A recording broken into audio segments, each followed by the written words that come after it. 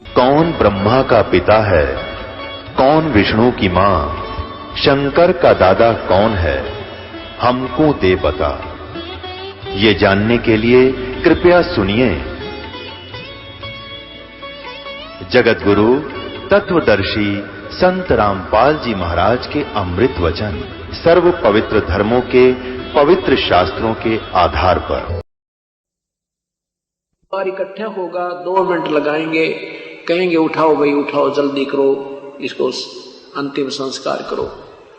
बांध पिंजड़ी आगत कुल परिवार तेरा सकल कबीला मसलत एक ठराई, एक ही सलाह मशोरा किया उन्होंने, सबकी एक राय होगी कि उठाओ उठाओ उठाओ। और बांध पिंजड़ी आगत धर दिया, फिर मरघट में ले जाई, अग्नि लगा दिया, जद लंबा फूक दिया उस ठाई।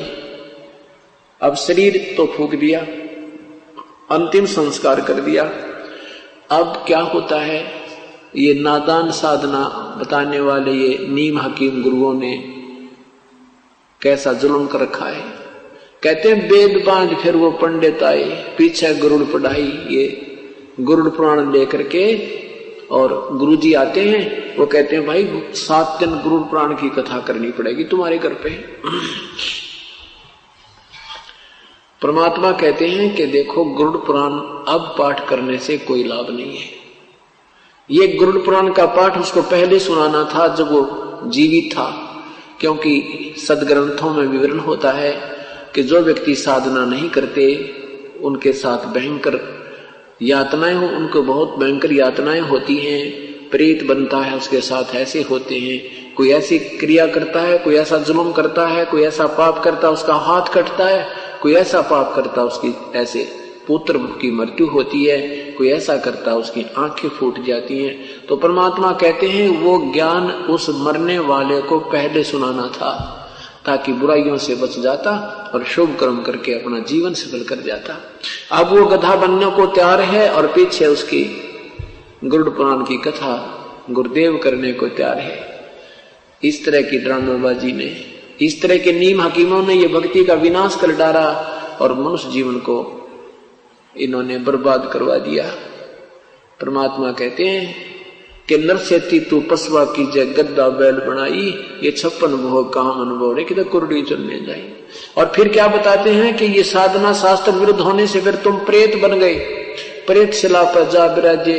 अब गुरु जी कहेंगे कि उसके पिंड भरवाओ, पितरों पिंड भराई। तेरा गजब हुई, पहले तो पितर बनवाए, भूत बनवाए, शास्त्र विरुद्ध साधना करवा के, और फिर उनके वो पिंड भरवाए, फिर वह उनके श्राद्ध निकाले, वो माल खाए गुरुजियों ने। गुरुजी तो खीर खावे, अन्यों को पितर छिप गए। वाह भाई वाह, मैं रोटी खाऊंगा आपका पेट कैसे भरेगा, अच्छे बेवकूफ बना डाला। देखो ये साधनाएं बिल्कुल शास्त्र विरुद्ध हैं और ये मनमुखी लोगों के मनमाने आचरण हैं जो पवित्र गीता जी के विरुद्ध होने से व्यर्थ हैं। तो क्या बताते हैं कि प्रेत शिला पर जा विराजे, पितरों पिंड भराई, और बहर श्राद्ध खान कुआए, काल काग होए कलमाही। फिर कौवे बन गए। क्या कहते हैं श्राद्ध, अब श्राद्धों के दिन चल रहे हैं, कति उन नादानों के पूरे जो ना मौज माचरी है बहका रखा जिन्होंने, एक एक दिन में 3-3 जगह भोजन खा आते हैं पंडित वो गुरु जी। तो क्या बताते हैं कि जब पहले तो भूत बनाया, पितर बना, फिर कहते हैं पिंड भरवा दिए तो वो मुक्त हो गया। फिर श्राद्ध निकालते हैं, कहते तुम्हारा पिता जो है ना कौवा बना हुआ है, कौवे को भोग लग गया तो समझ लो तुम्हारा श्राद्ध सफल है। कौवे ने तेरा पिताजी ना कौवा बन के आगे भोग लगाएंगे और तुम्हारा श्राद्ध सफल हो गया। अरे तेरा गजब हुई। कहते हैं बहुत श्राद्ध फिर खान कुमाई, वो काग हुए कलमाई। फिर वो वही आत्मा नो कहे भी वो काग बन गया, कौवा बन गया, और ये वो श्राद्ध खा गया, बेड़ा पार हो गया। कौवा रोजाना खाना खाता है, चल कौवा मान लेते तुम्हारा पिताजी कौवा बन गया हमारा। अब वो कौवा रोजाना आहार करता है, एक दिन के पेट खाना खाने से कौवे का 364 दिन पेट नहीं भर जाता। अपने जो पूर्वज थे, जो दिन की हम श्राद्ध निकाल रहे हैं, वो दिन में 2-2 बार आहार अवश्य करते थे, और अब एक दिन के आहार में वो 364 दिन नहीं छिक सकते। ये भी हमारे साथ उन्होंने सरेआम जो है ना धोखा कर रखा है। तो अब ये भगत समाज सियाना होगा, तत्व ज्ञान से परिचित होगा, तो इन नादान संतों से पीछा छूटेगा और ये जीवन बहुत आसानी से सफल हो जाएगा। इसमें कोई साधना कठिन नहीं है। सीधा सा एक मंत्र जाप करना है, या मजदूरी करनी है, या नाम की कमाई करनी है। इस कमाई के धन से हम परमात्मा के लोक में जा सकते हैं और कोई विकल्प नहीं है। अन्य जो साधनाएं हठयोग करना, ये सिद्धि से दिया जाना, ये तो यही की प्रभुता है। इससे जीव कल्याण नहीं है, आत्म कल्याण नहीं है, मोक्ष मार्ग नहीं है। अब क्या बताते हैं आदरणीय पूज्य कबीर परमेश्वर कहते हैं कि जीवित बाप के लट्ठम लट्ठा मुए गंग पुचैया। जीवित पिताजी की तो सत्कार नहीं करते और मरने के बाद उसको गंगा में उसकी अस्थियों को प्रवाह करके आना है, उसका कल्याण हो जाएगा। परमात्मा कहते नहीं, जीवित बाप के लट्ठम लट्ठा मुवे गंग पुचैया। और जब आवे आसज का महीना वो कौवा बाप बनैया। अरे बोड़ी सी दुनिया सतगुरु बिन कैसे सरिया। यानी पूर्ण संत के बिना, तत्व ज्ञान के बिना कैसे बात बनेगी। इन नादानों ने कैसा मूर्ख बना रखा है। पहले तो अंतिम संस्कार के समय कहते हैं इसकी अस्थियों को गंगा में डाल कर आओ, फिर कहते हैं श्राद्ध निकालो, कौवा बन गया। वो गति वहां भी गति की थी, फिर पिंड भरा दिए, वो भी गति होगी, और फिर कहेंगे कौवा बन गया, श्राद्ध निकालो। परमात्मा कहते हैं भूत जुनी जा छूटे हैं ये पिंड दान करते। गरीब दास जिंदा कहे भाई नहीं मिले भगवंत। इन क्रियाओं के करने से जो पिंडदान तुम करते, इससे उसकी भूत जुनी तो छूट जाएगी। फिर वो गधा बन गया, बता के गति करवाई पिंडदान करवा के तुमने। वो तो अब जीवित गति हुए। अब गति करनी हमने अपने आप करवा के जानी है। अपना यहीं पर भक्ति साधना कर लो, यही आपके श्राद्ध निकलन लग रहे। 7 दिन श्राद्ध होंगे यहाँ पे। जो आत्मा यहाँ आएगी उसका कल्याण हो जाएगा और तत्व ज्ञान होगा, मोक्ष मार्ग प्राप्त होगा। यहाँ उसकी भक्ति साधना मिलेगी, उसको कमाई बनेगी। कई प्रकार से कमाई होती है साधना से, जैसे संत के दर्शन से भी पुण्य होते हैं। सत्संग की तरफ चलते हैं, एक कदम का भी बहुत पुण्य है। यहाँ करिए अमर कथा सुनते हैं, इसका भी पुण्य होता है। फिर यहाँ सेवा करते हैं, कोई दान करते हैं, ये सब पुण्य हमने संग्रह करके और यहाँ से सतलोक जाने की तैयारी करनी है। यही हमारा मूल उद्देश्य है सत्संग में आने का। फिर क्या बताते हैं, स्वरत जय सतगुरु की संगत करते तेरे सकल कर्म कट जाई।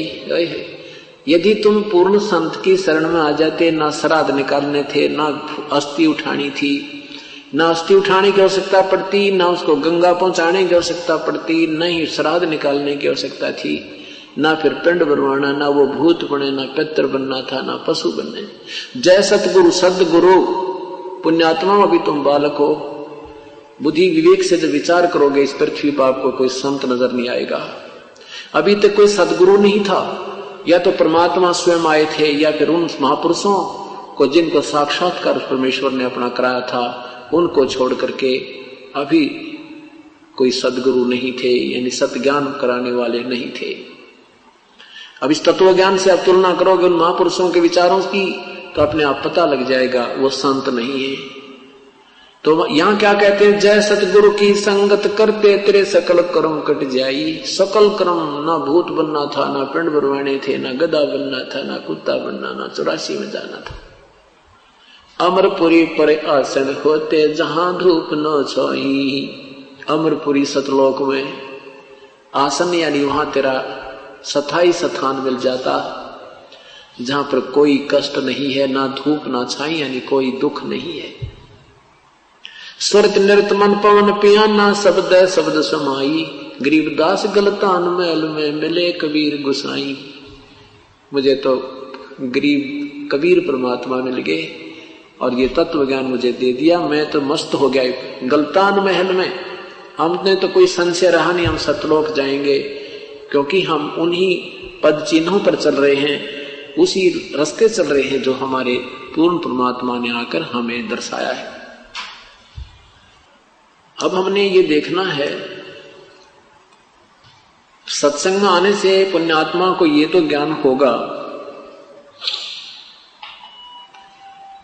कि प्रभु की भक्ति के बिना ये मनुष्य जीवन व्यर्थ है। फिर पाछे पछतावेगा भाई, आजा बंदे शरण राम की, छप पछतावेगा। बालू की बीत पवन का खंबा, कब लग खैर मनावेगा। बालू की बीत पवन का खंबा, कब लग खैर मनावेगा। आजम तेरे घट न घेर, तू राम कहन न पावेगा। आजम तेरे घट न घेर, तू राम कहन न पावेगा। भाई आजा बंदे फिर पाछे पछताए। काल बलि तेरे सिर पर बैठा, भुजा पकड़ ले जावेगा। काल बलि तेरे सिर पर बैठा, भुजा पकड़ ले जावेगा। मात पिता तेरा कुटुंब कबीला, सारा खड़ा लखावेगा। मात पिता तेरा कुटुंब कबीला, सारा खड़ा लखावेगा। भाई आजा बंदे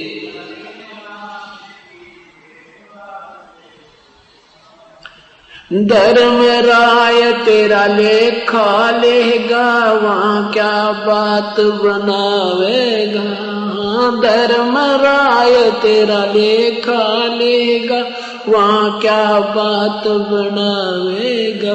लाल खंभ से बांधा जा, बिन सतगुरु कौन छुटावे। लाल खंभ से बांधा जा, बिन सतगुरु कौन छुटावेगा। भाई आजा बंदे फिर पोछ पछतावे। दिया लिया तेरे संग चलेगा, दराढ़ क्या रह जावेगा। दिया लिया तेरे संग चलेगा, दराढ़ क्या रह जा। कह कबीर सुनो भाई, साधो करनी के फल पावेगा। हाँ कह कबीर सुनो भाई, साधो करनी के फल पावेगा। आजा बंदे शरण राम की, फिर पाछ पछतावेगा। सत साहिब आजा बंदे शरण राम की, फिर पीछे पछतावेगा। अब सबसे पहले हमने राम समझना है। राम किसे कहते हैं, परमात्मा की परिभाषा क्या है। जैसे यहां संसारिक व्यवहार से हम सोचेंगे तब परमात्मा की परिभाषा में समझ में आएगी। जैसे किसी एक विभाग में आप लीजिए, तहसीलदार भी साहब कहलाते हैं, तहसीलदार साहब। फिर एसडीएम साहब, डिप्टी कमिश्नर साहब, कमिश्नर साहब, मंत्री साहब, मुख्यमंत्री साहब, प्रधानमंत्री साहब और राष्ट्रपति साहब। ये सभी साहब कहलाते हैं। लेकिन इनकी शक्ति में, पावर में दिन रात का अंतर होता चला जाता है। यही व्यवस्था परमात्मा को समझने के लिए आपने याद रखना होगा। जैसे तीन लोक के राम हैं, मालिक हैं, स्वामी हैं, प्रभु हैं। तीन लोक, एक ब्रह्मांड में, तीन लोक में एक विभाग के मंत्री साहब हैं, राम हैं, प्रभु हैं। कौन? रजगुण ब्रह्मा, सतगुण विष्णु, तमगुण शिव जी। रजगुण विभाग के भगवान ब्रह्मा जी, सतगुण विभाग के भगवान विष्णु जी और तमगुण विभाग के भगवान शिव जी। केवल पाताल लोक, पृथ्वी लोक और स्वर्ग लोक के ही इन प्राणियों के ऊपर इनका अधिपत्य है। महास्वर्ग में इनका कोई लेन देन नहीं है। अन्य जो स्थान है इसी ब्रह्मांड में, उन पर भी इनका अधिपत्य नहीं है। एक ब्रह्मांड में एक विभाग के मंत्री साहब यानी राम, भगवान ब्रह्मा, भगवान विष्णु, भगवान शिव है। ये भी राम है। इनके पिताजी 21 ब्रह्मांड के प्रभु हैं, राम हैं, साहब हैं, जिसे ब्रह्म कहते हैं। ब्रह्म क्षर पुरुष भी कहते हैं। और सात संग ब्रह्मांड का राम है परब्रह्म, जिसको अक्षर पुरुष कहते हैं। वो भी राम है, वो भी मालिक है, वो भी स्वामी है, वो सात संग ब्रह्मांड का मालिक है। और इस परब्रह्म से ऊपर एक पूर्ण ब्रह्म, परम अक्षर ब्रह्म, सतपुरुष, अकाल मूर्त, शब्द स्वरूपी राम, वो भी साब है। वो असंख्य ब्रह्मांड का, असंख्य, जिसमें ये 21 ब्रह्मांड ब्रह्म के, 7 संग ब्रह्मांड परब्रह्म के और अपने सतलोकाधि सारे ब्रह्मांडों को मिला करके सबके ऊपर कुल मालिक वो पूर्ण ब्रह्म है, वो भी राम है। अब जैसे हम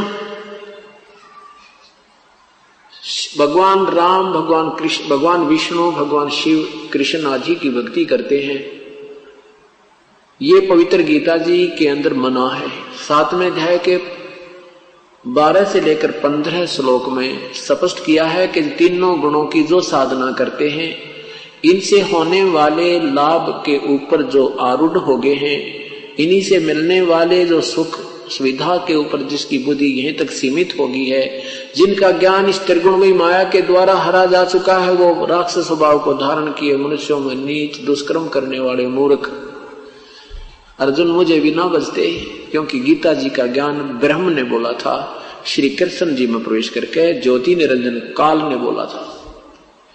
ये मेरी भक्ति भी नहीं करते, मुझे भी नहीं बचते, क्योंकि तीनों गुणों तक की पूजा करने वाले को गीता जी में रिजेक्ट किया है, व्यर्थ कहा है।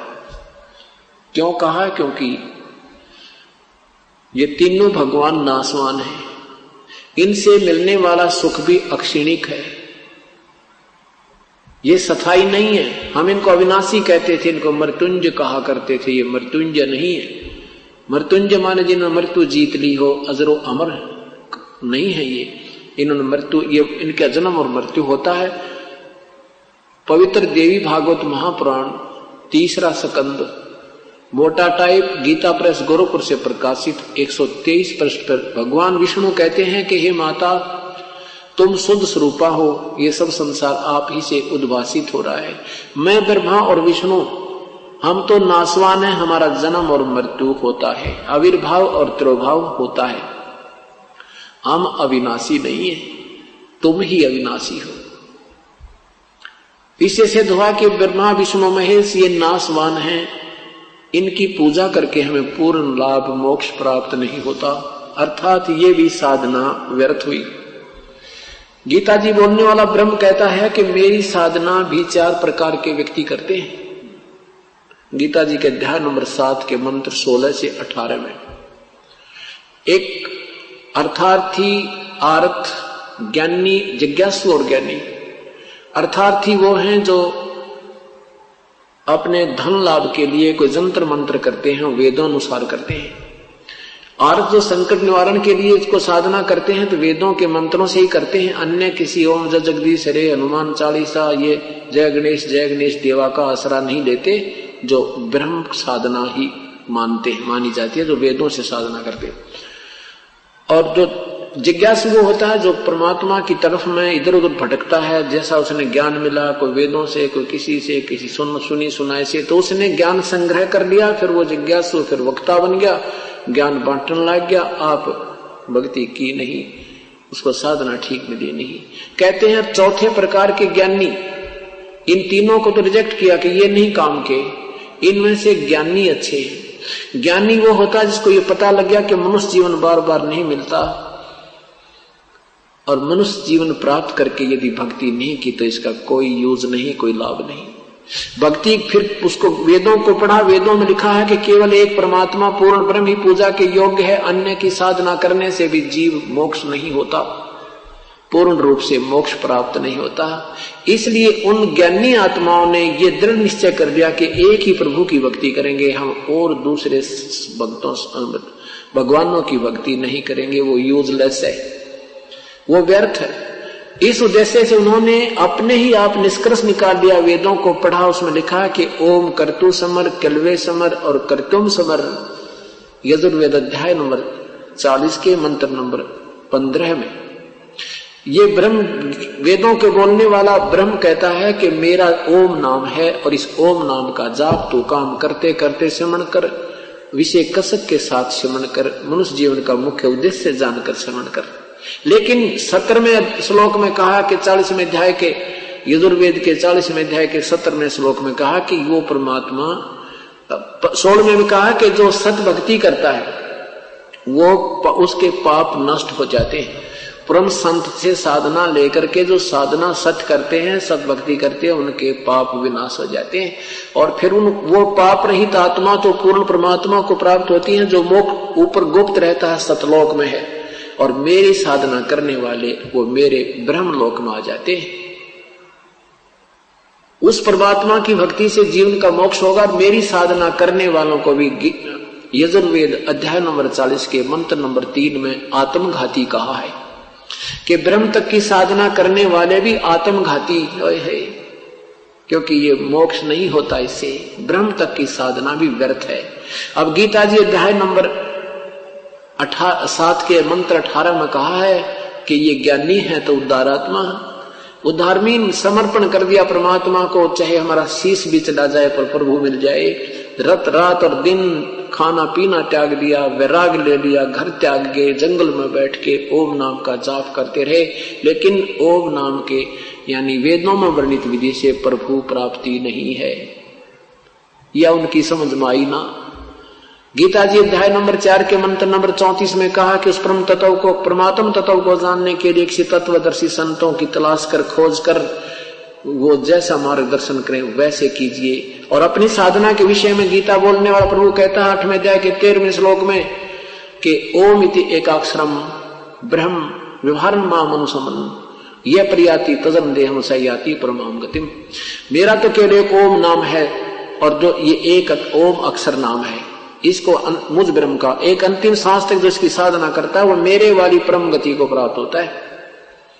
8वें अध्याय के 7वें, 6ठे और 5वें और 7वें श्लोक में कहा है कि जो मेरी साधना करेगा वो मुझे प्राप्त होता है, और युद्ध भी कर और मेरी साधना भी कर।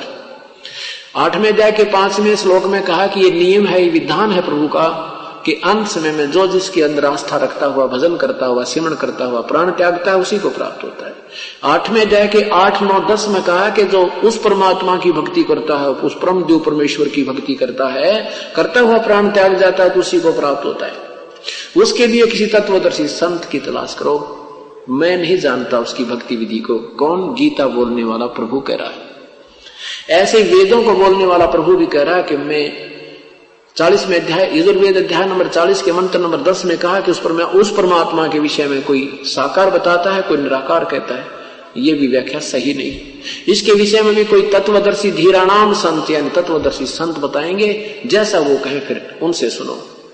गीता वहां वेदों के बोलने वाला प्रभु भी अपने तक की ज्ञान बता करके वो ऑप्शन छोड़ दी। अब उन ऋषियों को वो तत्वदर्शी संत मिला नहीं, अपने आप निष्कर्ष निकाल कर जो साधना है उन्हें की, वो प्रभु प्राप्ति की नहीं थी। गीता जी के अध्याय नंबर 11 के मंत्र नंबर 47-48 में लिखा है कि अर्जुन ये मेरा रूप, ये वास्तविक रूप है, ये मैं तुझे दिखा रहा हूं जो मेरा विराट रूप है, ये है मैं काल हूं, और इसकी प्राप्ति तेरे अतिरिक्त ना तो पहले हुई ना फिर हो सकती। और इसकी प्राप्ति कैसे हो सकती? ना वेदों वर्णित विधि से, ना यज्ञ से, ना तप से, ना जप से, ना किसी किसी साधना से मेरे दर्शन अर्थात ब्रह्म प्राप्ति नहीं है। इसी कारण से संत ऋषियों ने साधना की, ओम नाम के जाप वेदों अनुसार यज्ञ किए, हवन किए, लेकिन परमात्मा नहीं मिला। गीता जी के अध्याय नंबर 7 के मंत्र नंबर 24 में कहा कि ये बुद्धिहीन जन समूह मेरे उस घटिया अटल नियम को नहीं जानता कि मैं अपनी योग माया से छुपा हुआ कभी भी किसी के सामने प्रत्यक्ष नहीं होता।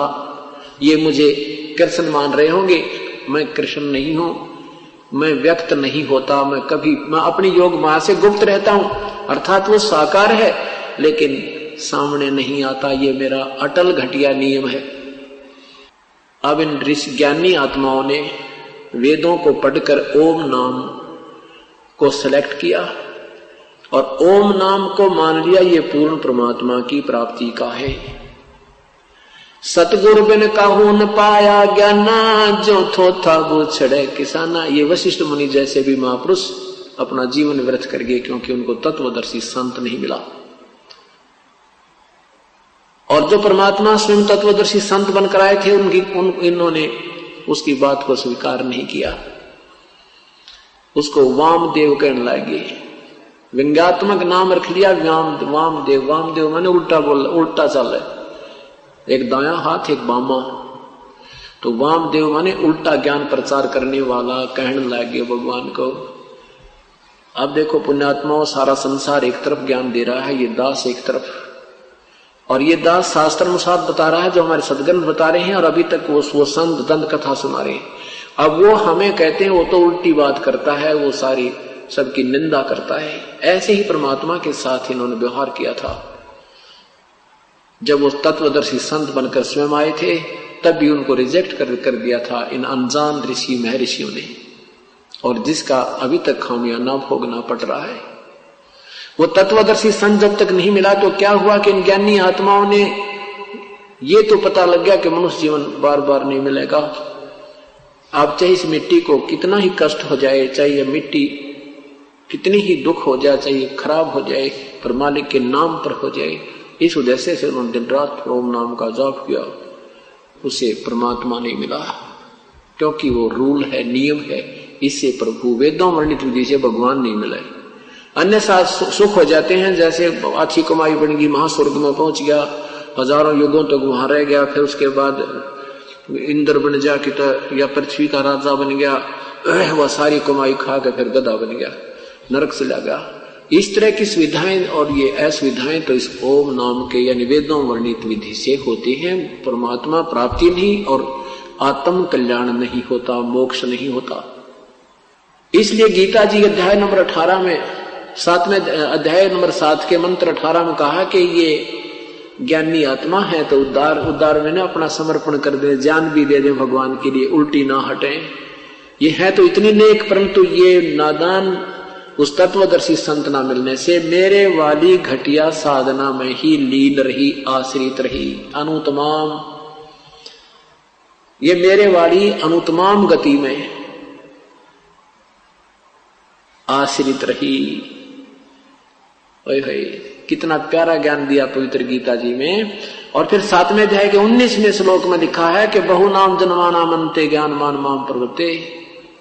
बहुत कोई जन्म अंत के जन्म में कोई ज्ञानी आत्मा ब्रह्म साधना करता है, मेरी साधना करता नहीं तो नीचे की साधना करते हैं, कोई देवी की, कोई देवता की, कोई यक्ष की, कोई भूतों की, या छोटी जैसे जय गणेश जय गणेश जय गणेश देवा, इस तरह की आरतियां करते हैं। को बहुत ही पुण्यात्मा अच्छे संस्कार हो जिसके कोई जन्म कौन से जन्म में एकाध आत्मा मेरी भक्ति करता है, नहीं तो अन्य उपासना में लगा रहता है। और वासुदेव सर्वमिति स महात्मा सुदुर्लभ, ये बताने वाला कि ना ब्रह्म पूजा के योग्य है, ना पर ब्रह्म पूजा के योग है, ना ये ब्रह्मा विष्णु महेश से पूर्ण मोक्ष है, ये और पूर्ण ब्रह्म ही पूजा के योग है, उसकी ये साधना है। ऐसा साधु तो, ऐसा संत तो बहुत मुश्किल है, शो दुर्लभ है, बड़ी मुश्किल से मिलने वाला, बहुत कठिनता से मिलेगा तुझे वो संत जो ये सारा ज्ञान बतावे कि ये भी पूजा के योग नहीं, वासुदेव ही पूजा के सर्वस्व है। अब वासुदेव की परिभाषा और समझनी होगी। हम भगवान श्री कृष्ण को वासुदेव कहा करते, ये वासुदेव नहीं है। वासुदेव का अर्थ है सर्वशक्तिमान, सर्वव्यापक, सर्व का पालन करता, पूर्ण प्रभु, सर्वव्यापक, सबके ऊपर अधिपति। अब भगवान श्री कृष्ण जी के पूज्य पिताजी का नाम वासुदेव था, श्री कृष्ण का नाम वासुदेव नहीं था। वासुदेव जी का नाम पंडितों ने, ब्राह्मणों ने, गुरुओं ने वेदों में पूर्ण परमात्मा की महिमा वासुदेव नाम से कही गई है। उन वेदों में अच्छे नामों को, शब्दों को निकालकर अपने पुत्रों का, यजमानों के पुत्रों का नाम रखा करते। वासुदेव का अर्थ है सर्वशक्तिमान, सर्व का पालन करने वाला, पूर्ण प्रभु। तो ये कहते हैं वासुदेव सर्वमिति स महात्मा सो दुर्लभ है, ये बताने वाला कि नहीं, वो वासुदेव पूर्ण परमात्मा ही सब भक्ति करने, पूजा के योग्य है और नहीं है, ये कहने वाला संत तो बड़ी मुश्किल से मिलेगा। वो तो तुझे बहुत ही सौभाग्य से प्राप्त होगा, बहुत मुश्किल से मिलता है। अब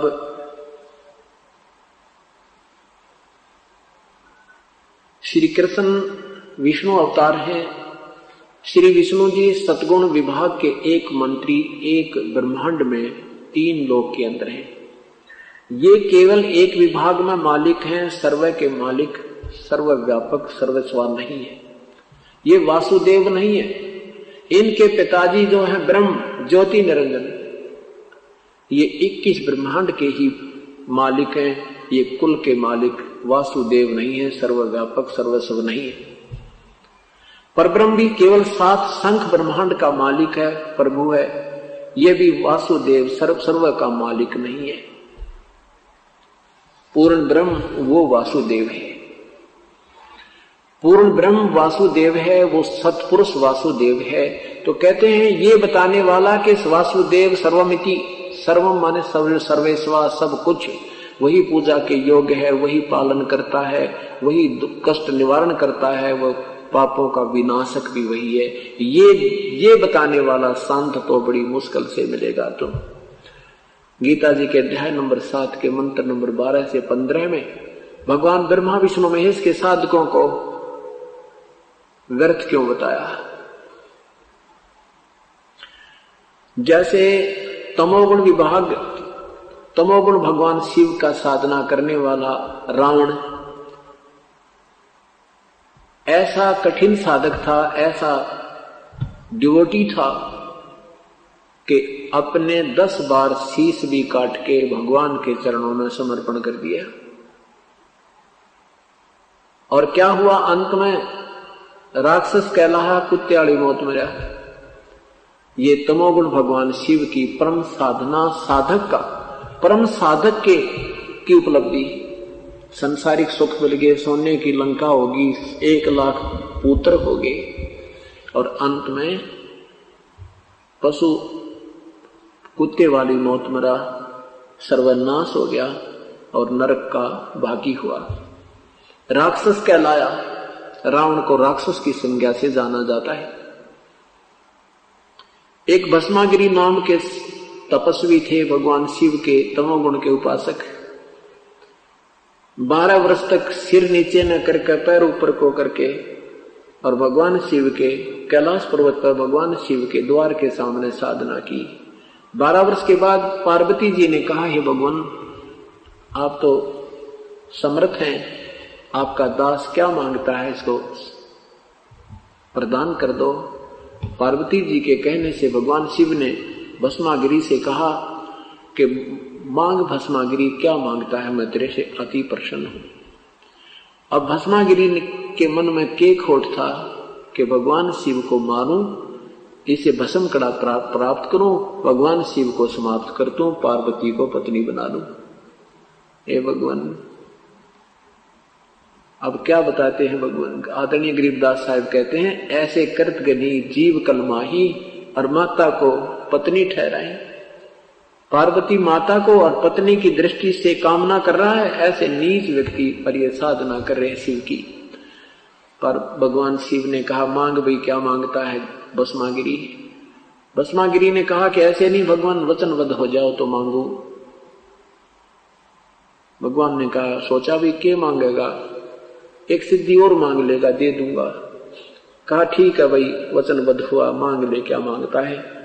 तो क्या मांगा उसने, कहा कि भस्म कड़ा दे दो भगवान, ये भस्म कंडा दे दो जो आपने हाथ में पहन रखा। उसमें क्या गुण था कि जो किसी के सिर के ऊपर ऐसे करके कह दे भस्म, वो खत्म हो जाता था, उसमें एक ऐसी शक्ति थी। इस बात का ज्ञान भस्मागिरी को था।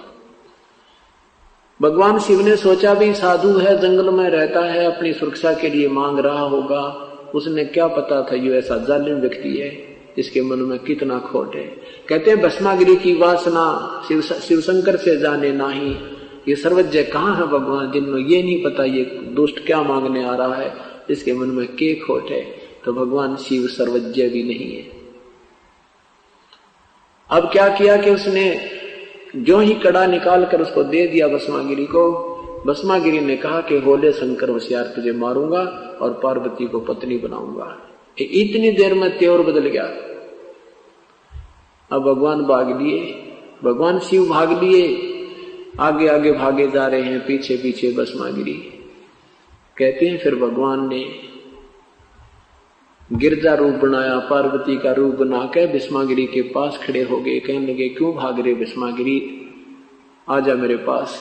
अब भस्मागिरी ने देखा कि शिव जी तक भागता जा रहा है, चला जाएगा, मेरे निकट आ नहीं सकता, जिसकी मुझे कामना थी वो मुझे मिल गई। अब पार्वती रूप में प्रभु ने कहा कि भाई आप मुझे डांस करके दिखाओ। भस्मागिरी ने कहा कि मैं डांस तो नहीं आता, मैं तो साधु आदमी, साधना करता था। तो पार्वती कहती मैं सिखाती हूँ। तो पार्वती रूप में प्रभु ने कहा मैं तुझे डांस करना सिखाती हूँ, ऐसे मैं जो गतिविधि करूं ऐसे करना। अब ऐसे एक पैर ऐसे कर, हाथ ऐसे कर, हाथ ऐसे कर, और कर और कर। जो ही वो हाथ में भस्म कंडा लिया हुआ हाथ उसके सिर पे आ गया भस्मागिरी के। पार्वती के रूप में भगवान ने कहा कि भस्मागिरी भस्म हो गया। उस कड़े को लेकर के विष्णु रूप धारण करके प्रभु शंकर भगवान के पास पहुंचे, जो भागे जा रहे थे, भस्मागिरी के भय से भागे जा रहे थे भगवान शिव। तो कहा कि भाई रुक जा भोलेनाथ, रुक जा भोलेनाथ। भगवान शंकर कहते हैं आजा विष्णु, भाग ले भाग ले। क्या हो गया कि उस निकम्मे ने मेरे से भस्म कंडा मांग लिया और मेरे से गलती होगी, वो मुझे मारने पर तुला है, आपको भी भस्म कर देगा, भाग लो। तब भगवान ने कहा कि मैंने उसको भस्म कर दिया है, तू चिंता मत कर, देख कड़ा में ले आया। कड़े को देख कर भी विश्वास नहीं हुआ, कहने लगा तू लाया कैसे उसने। तो उसने बताया कि मैंने उसको ऐसे ऐसे पार्वती रूप बना करके और ये कड़ा में छीन लाया हूं, उसको भस्म कर दिया है। जब उसकी राख देख ली ना भगवान शिव का, जब जल धड़कन पे बंद हुआ। और इनको हम समर्थ मानकर पूजा करते थे, ठीक है, ये भी नहीं कह सकते ये बिल्कुल रिजेक्टेड है, नहीं, जितनी इनकी शक्ति है उतनी विद्यमान है। हम इनको एक मंत्री की शक्ति होते हैं, हम मंत्री को प्रधानमंत्री कहा करते थे, ये हमारी नालायकी नादानी थी, क्योंकि ये नीम हकीम हमारे गुरुओं की कमी थी। जैसे रावण को उनके गुरुदेव ने शिव को मृत्युंजय, सर्वेश्वर, महेश्वर, वेदों में इसी का वर्णन है, ऐसे गुणगान कर दिए। अब उस भोली आत्मा को क्या पता था कि ये गुरु जी नहीं है, तो नीम हकीम है। यदि उस रावण वाली आत्मा को ये ज्ञान मिल जाता, विमान में बैठकर जाता। ये संतों की त्रुटि की कमी, तत्वदर्शी संत न मिलने से अभी तक ये भक्ति मार्ग विचलित है और ये भोली आत्मा श्रद्धालु लोग भटक रहे हैं। ये तो भगवान शिव की रजो तमोगुण साधना के उपासकों की हालत बताई, राक्षस स्वभाव को धारण किए, मनुष्यों में नीच। रावण भी अपनी मां को उठा ले गया, सीता को, और भस्मागिरी ने अपनी मां पर नीत डुबो दी, यानी त्रिलोक जननी पर। तो इससे मनुष्यों में नीच दुष्कर्म करने वाले भक्ति मार्ग के शास्त्र विरुद्ध साधना साधकों को दुष्कृतिन बोला है, बुरे कर्म करने वाले। और मूर्ख यानी सत भक्ति ना करके इस पर रूढ़ रहते हैं और कहे तो मानना लड़न में तैयार हो जाए। जैनू कह दिया तुम्हारी साधना ठीक नहीं है तो उस पर विचार नहीं करते, क्यों निंदा करते हो, तुम लड़ने को तैयार हो जाते। फिर क्या बताते हैं कि ब्रह्मा की साधना रजोगुण की साधना की थी हिरण्यकशिपु ने। सुबह मरूं ना श्याम मरूं, दिन मरूं ना रात मरूं, 12 मास में ना मरूं, आकाश पृथ्वी पर ना मरूं, इस तरह की सिद्धि मांग ली। ये वरदान ले लिया ब्रह्मा जी से, तथास्तु। अब ये सिद्धि प्राप्त करके अपनी साधना से हल्दी की गांठ से पंसारी बन बैठा और फिर अन्याय शुरू कर दिया, राक्षस कहलाया, अपने ही पुत्र का दुश्मन बन गया। प्रहलाद को भी अग्नि में जलाना चाहा, लाल खंबे से बांधकर उसको फूंकना चाहा। उसी समय प्रभु नरसिंह रूप धारण करके प्रकट हुआ, हिरण्याकुश की आंख निकाली, कुत्ते वाली मौत मेरा राक्षस कहलाया, रजोगुण ब्रह्मा का उपासक। अब सतगुण विष्णु जी की साधना विश्वामित्र ने की थी। अपने साथी वशिष्ठ मुनि के 100 पुत्रों की हत्या कर दी एक ही पॉइंट पे। वशिष्ठ जी उसको कहा करते कि आओ राजऋषि, क्योंकि वो महिमा का भूखा था, विनम्रता विश्वामित्र में नहीं थी। और विश्वामित्र इस बात से दुख मानता था, तो मुझे राजऋषि क्यों कहता, मुझे ब्रह्म ऋषि कहा कर। इसी द्वेष से वशिष्ठ मुनि के 100 पुत्रों को काट दिया उस विष्णु के उपासक ने। एक और सामूहिक उदाहरण दिया है कि एक बार हरिद्वार हर की पैड़ियों पर, हरिद्वार में हर की पैड़ियों पर कुंभ का पर्व हुआ। उसमें स्नान करने के लिए, परभी में नहाने के लिए तीनों गुणों के उपासक, ये गिरी, पुरी, नागा, वैष्णव, ये सारे साधु पहुंच गए। अब स्नान करने का जब समय आया तो वो अपने अपने पूरे समूह के साथ प्रस्थान करते हैं। सबसे पहले नागा हर की पैड़ियों पर जाकर खड़े हो गए। अन्य को कहा कि तुम हमारे बाद में स्नान कीजिएगा, हम सर्वश्रेष्ठ हैं, हम त्यागी और बैरागी हैं, हम नी वस्त्र रहते हैं, हम नी इच्छा हैं, हम सर्वश्रेष्ठ हैं, हम प्रथम स्नान करेंगे। वैष्णव साधुओं ने इस बात का दुख माना कि तुम पशु की तरह नंगे फिरते हो, समय पर नहाना नहीं, राख शरीर पर लगा रखी है, पशु की तरह रहते हो तुम, काहे के शरण फ्रड, तुम काहे के श्रेष्ठ हो, बाहर मरो, हम नहाएंगे पहले। अब वो नहाना तो भूल गए, लट्ठम लट्ठा हो गए। वो स्नान तो करना भूल गए, आपस में लट्ठम, तलवार निकाल ली, तीर निकाले, जो भी जिसका फंस गया ईंट मारी, ऐसी बुरी तरह पशुओं की तरह को किसी को मुंह से काट रहा है। वो तो क्या कहते हैं 25,000 व्यक्ति जिनको हम संत कहा करते थे अनजान होने में, वो 25,000 व्यक्ति आपस में लड़कर मर गए, गंगा का पानी लाल कर दिया। तो ये तीनों गुणों के उपासक राक्षस स्वभाव को धारण किए हुए मनुष्यों में नीच एवं कितने उदाहरण दें इनके। ये तत्व ज्ञान के अभाव से ये हानि प्राणी को उठानी पड़ रही है। और तत्व ज्ञान देने वाला संत करोड़ों में कोई है नहीं रे झूमकरा, अरबों में कोई गर्क सुनो रे झूमकरा। वो संत तो करोड़ों संतों में नहीं मिलेगा, अरबों में कोई एक संत मिलेगा। अरबों में गर्क मीन ये छोटी मोटी इस ज्ञान न सुनकर 2-4 बात बतानी है तो बहुत पा जाएंगे, पर जिनके पास विधि साधना, नाम देने का अधिकार और पूरा ज्ञान समाधान हो, वो संत तो अरबों में मिलेगा। अब क्या बताते हैं आदरणीय गरीबदास साहिब जी, कहते हैं तीर तुपक तलवार कटारी जमदड़ जोर बधावे हैं, हर पैड़ी हर हेत न जाना वाजा तेग चलावे हैं, काटे शीस नहीं दिल करुणा जग में साध कमावे हैं, जो जन उनके दर्शन को जावे उनको भी नरक पठावे हैं। ऐसे इन साध जिनको तुम संत कहते हो, कहते हैं ये संत नहीं, इनके कोई दर्शन भी कर ले, इनका उपदेशी भी हो जावे। अब दर्शन करने उपदेशी ही जाएगा, और वैसे कोई जाएगा तो उसको वो अपना उपदेशी बना लेंगे, फिर नाम दान करेंगे, उसको कोई अपने पिट्ठू बना लेंगे। कहते हैं उनके कोई दर्शन भी से व्यक्तियों के दर्शन करने भी चला जाओ, उनको भी नरक ले जाते हैं। और तुम इनको साधु कहते हो, तुम इनको संत कहते हो। ये तीनों गुणों के उपासकों के विषय में कहते हैं। तीर तुपक तलवार कटारी और डट कर कहते हैं जमा जंग करी उन्हें, और काटे शीश नहीं दल करुणा, करुणा माने दया, वो जग में साधकों में उनको तुम संत भी कहते हो। और जो जन उनके दर्शन को जावे उसको भी नरक ले जावे, जो उनके उपदेशी हो गया उनको भी नरक में ठोक रहे हैं।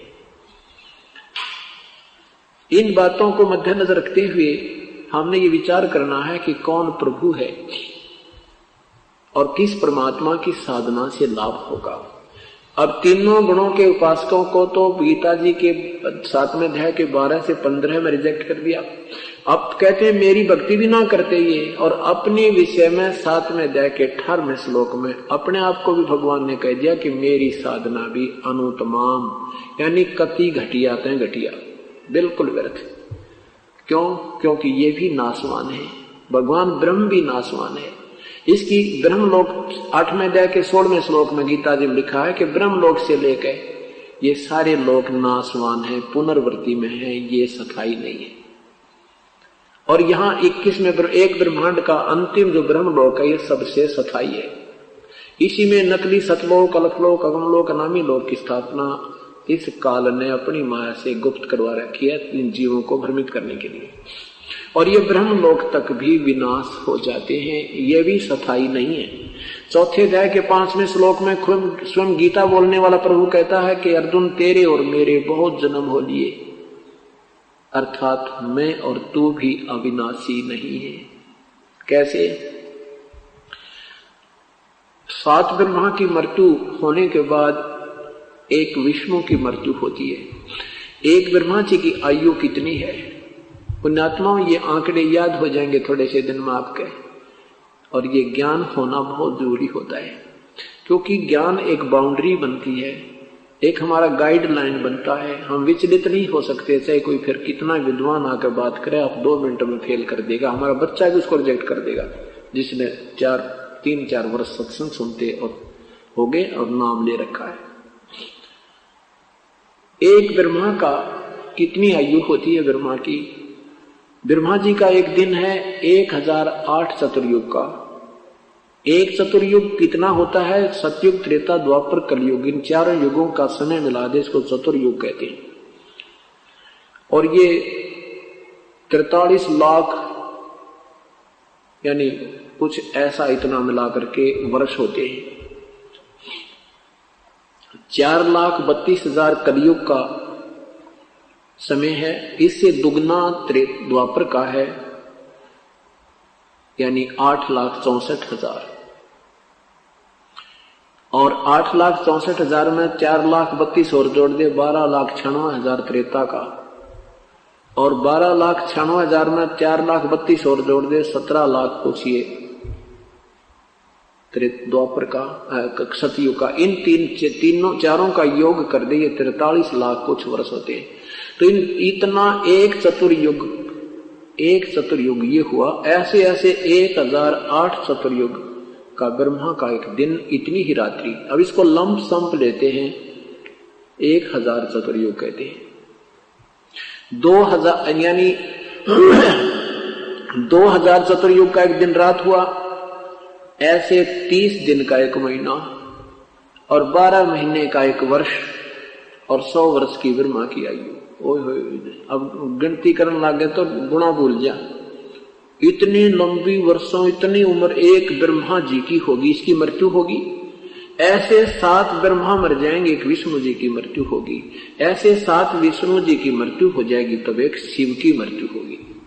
इसकी इतनी लंबी उम्र है। इसने माता से यही मांगा था कि मेरी उम्र बढ़ा दे, लंबी कर दे मां। अमर होना चाहा था। दुर्गा ने कहा बेटा तुम अमर नहीं कर सकती मैं, ये तो विधान है यहाँ का, जो जन्म है वो मृत्यु अवश्य होगी।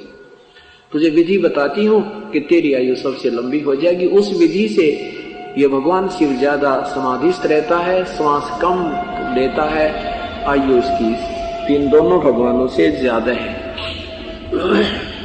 ऐसे ऐसे 70,000 जब शिव मर जाते हैं, शंकर मर जाते हैं, तो ब्रह्मलोक में रहने वाला ये काल, वहां भी ये तीन रूपों में रहता है, महाब्रह्मा, महाविष्णु, महाशिव। वहां ऐसे ये शरीर छोड़ता है। इसने अपना पीरियड काउंट करने के लिए ये क्रिया बना रखी है, जैसे सांप कांचली छोड़ दिया करे, ऐसे ये अपना एक शरीर छोड़ता है, ऐसे इसकी जन्म और मृत्यु होती है। अर्जुन, मेरे जन्म और मृत्यु दिव्य हैं, तू नहीं जानता, दिव्य ऐसे है ये। तो 70,000 ये त्रिलोकीय काल का पुत्र मर जाता है, तब एक ये ब्रह्मांड में रहने वाला महाशिव मरता है। उसके बाद एक ब्रह्मांड में पूर्ण रूप से प्रलय हो जाती है, इसको महाप्रलय कहते हैं, एक ब्रह्मांड की महाप्रलय। उसके बाद ये काल इन सब जीवों को दूसरे ब्रह्मांड में शिफ्ट कर देता है। वहां ऐसे ही अपनी पत्नी को, दुर्गा को महाब्रह्मा महाविष्णु, आप स्वयं महाब्रह्मा महाविष्णु शिव रूप में रहता है, दुर्गा को महासावित्री, महालक्ष्मी और मां पार्वती रूप में रखकर वहां पुत्रों की उत्पत्ति करके सृष्टि प्रारंभ करता है।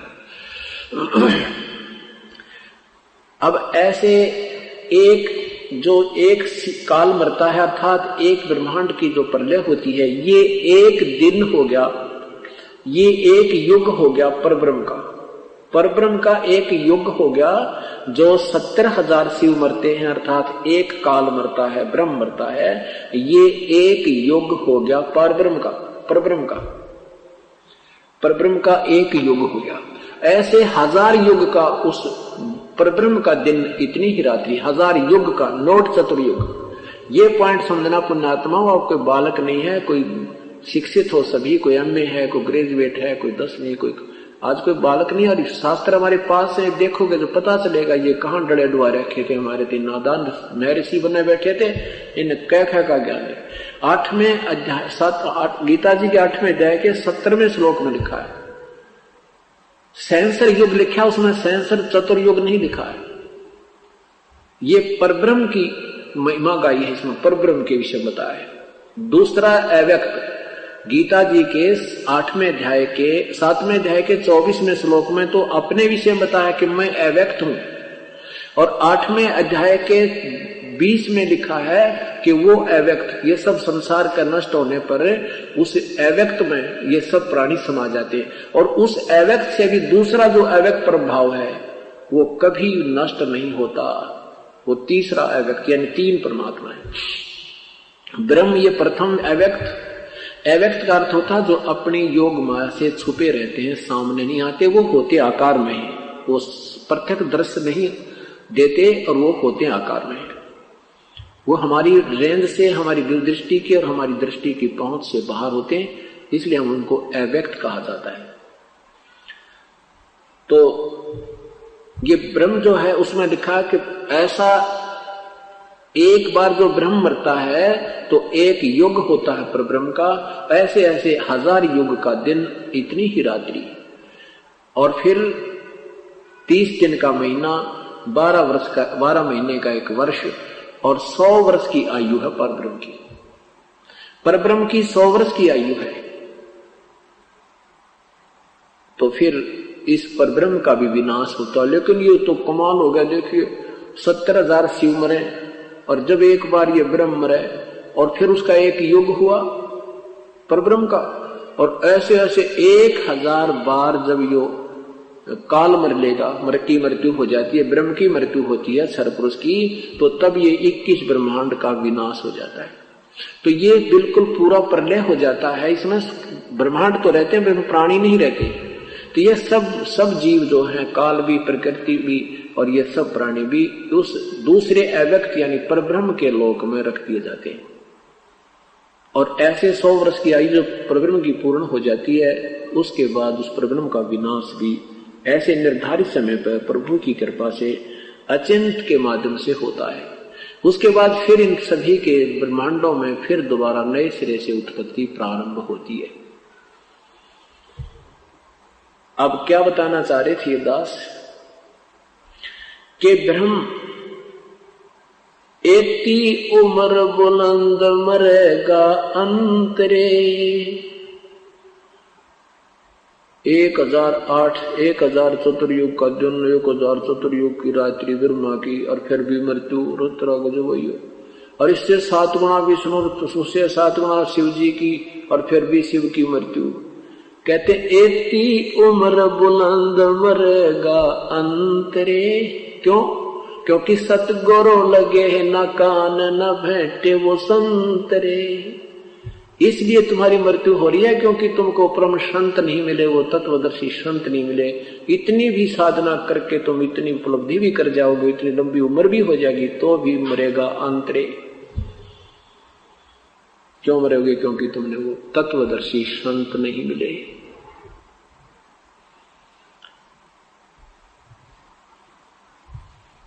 जग सारा रोगिया रे, जिन सतगुरु वेद न जान्या। जग सारा रोगिया रे, जग सारा रोगिया रे, जिन सतगुरु वेद न जान्या। जग जन्म मरण का रोग लगा है, या तृष्णा बडरी खांसी। जन्म मरण का रोग लगा है, तृष्णा बडरी खांसी। आवागमन की डोर गले में पड़ी काल की फांसी। जग सारा रोगिया रे, जिन सतगुरु वेद न जान्या। जग सारा रोगिया रे, जग सारा रोगिया रे, जिन सतगुरु वेद न जान्या। जग भाई देखा देखी गुरु से बन गे, किया न तत्व विचारा। देखा देखी गुरु से बन गे, किया न तत्व विचारा। गुरु से दोनों के सिर पर यूं काल ठोके पंजरा। जग सारा रोगिया रे, जिन सतगुरु वेद न जान्या। जग सारा रोगिया रे, जग सारा रोगिया रे, जिन जग सारा रोगिया। साचा सतगुरु कोई न पूज, इन झूठों जगपतियासी। साचा सतगुरु कोई न पूज, झूठों जगपतियासी। अंधे की बागही अंधे न, मार्ग कौन बतासी। जग सारा रोगिया रे, जिन सतगुरु वेद न जाना। जग सारा रोगियो रे, जिन सतगुरु वेद न जाना। जग सार शब्द सर जीवन बूटी, गस गस अंग लगावे। सार शब्द सर जीवन बूटी, गस गस अंग लगावे। कहे कबीर तुम सत कर मानो, ये जन्म मरण मिट जावे। जग सारा रोगिया रे, जिन सतगुरु वेद न जाना। जग सारा रोगिया रे, जग सारा रोगिया रे, जिन जग सारा रोगिया रे।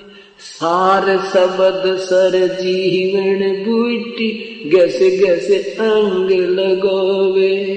सार सबद सर जीवन बूटी गैसे गैसे अंग लगावे। कहे कबीर तुम सत कर मानो ये जन्म मरण मिट जोवे। जग सारा रोगिया रे वैद न जाना जग सारा रोगिया रे। जग सारा रोगिया रे जिन सतगुरु सारा रोगिया रे। सब साहेब